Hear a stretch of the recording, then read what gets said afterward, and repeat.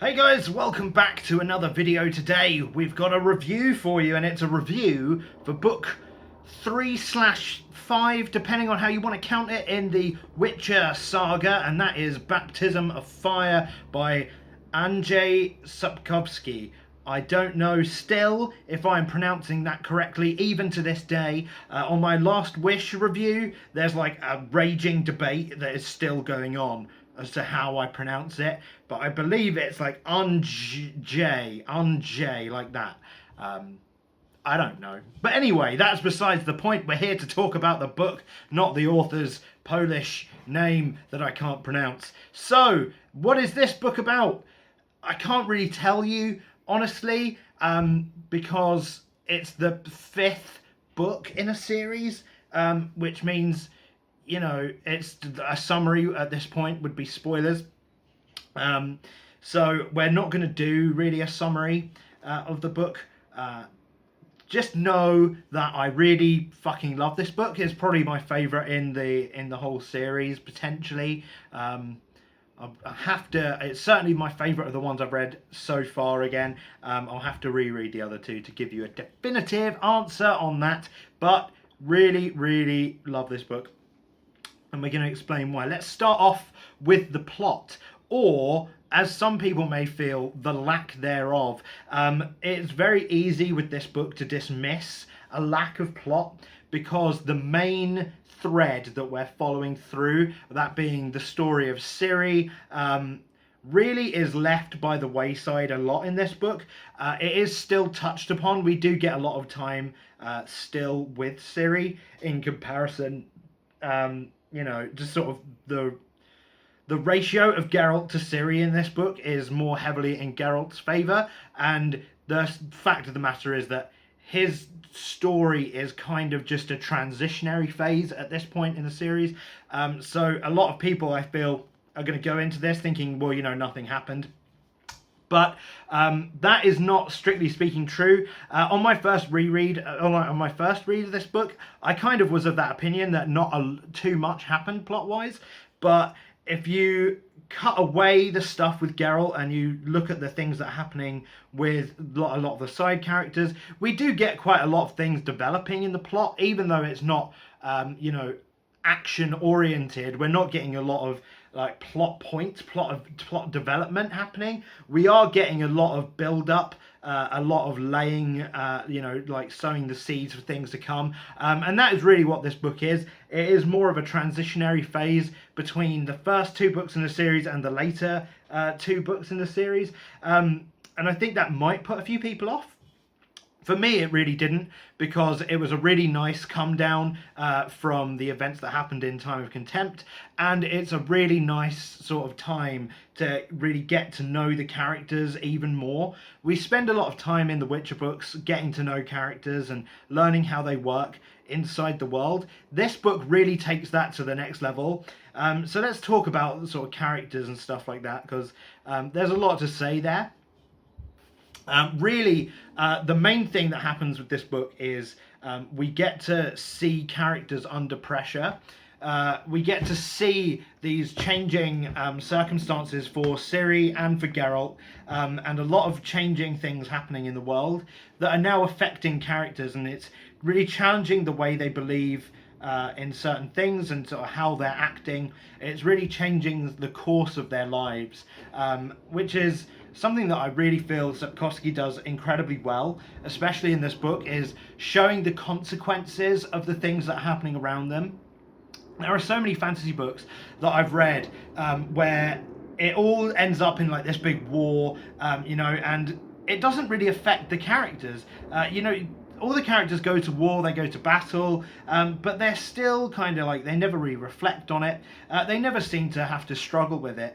You know, if you look at something like A Song of Ice and Fire, this is definitely true in the TV show. I don't know if it's true in the book so much, because I only read the first one, spoilers. But I only read the first one, but it doesn't seem like, you know, travel across a war-torn land is something that is a big part of this book.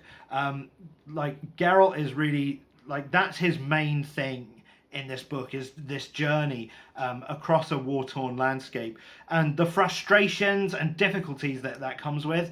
And that is, you know, like his interactions with that kind of environment is something that we haven't seen before, and it really pushes him to the limit as a character. It really changes his perspective on things, and like the side characters in this book are like the best side characters. We get introduced to what is like Geralt's party, his like adventuring group in this, which is something that he as a character really struggles against, is having this like group of people around him that want to help in his quest, and that is sort of what he's stuck with. And we get so many fun moments of character development, and because of the way Sapkowski writes, a lot of the character development helps to develop the world. So we've learned so much more in this book about the world of The Witcher and the way it really works than we have in most of the other books. Because this book is really Geralt opening up to a wider world around him. Before, he's very insular, he's like really only concerned with doing what he wants. And that is sort of true in this book as well, but he is now growing outwards as a character and developing to trust people more and to experience more of the world around him. So we get some of the funniest, nonsensical conversations in this book. We get time devoted to gnomish sword sharpening techniques. We get time devoted to fish soup making, to homebrew vodka brewing. We get time devoted to the fate of mankind if it can't band together. We get this argument about how to best raise a child on the road. We get all of these different things, and wrapped in it is like Geralt, who is like this, just, he's like, please don't, I just want to get on with my story, you know. And that is, I guess, I really love this thing that authors do, and it might just be one of my personal things that I really like, and it might really annoy other people, but I really like it when a writer writes their story in such a way that it makes the reader feel what the character is feeling. Not like making us empathize with him, but, you know, in this, for example, there are times where I, as a reader, was like, are we having this conversation now? Like, shouldn't we move on? And then, like, 10 seconds later, Geralt's like, please, can we just go? I want to get on with the adventure and not talk about this right now. And that is sort of the feeling you get from reading Baptism of Fire. We get so much of the cool moral philosophizing and worldview that Sapkowski's famed for. There's loads of scenes that are just like just had me laughing out loud, genuinely laughing out loud. And I don't do that a lot when I read books. There are some scenes that really push it to the limit of what I would tolerate. But Sapkowski is that kind of guy who will go a long way for a gag. This is very, very minor. Like, it's not really spoilers, but there's a scene where a group of characters are talking about genealogy, and they're using like this really convoluted example using apples and oranges and pomegranates.